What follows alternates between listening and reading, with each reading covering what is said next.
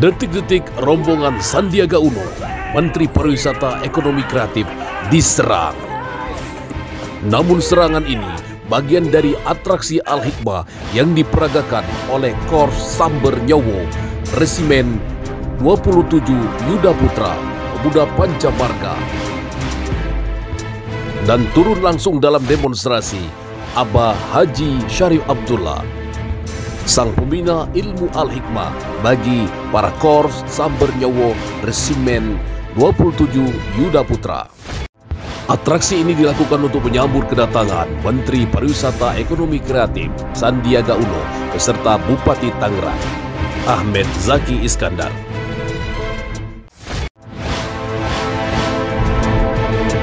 Sebelum melanjutkan, silakan like, komen, dan subscribe channel ini. Terima kasih.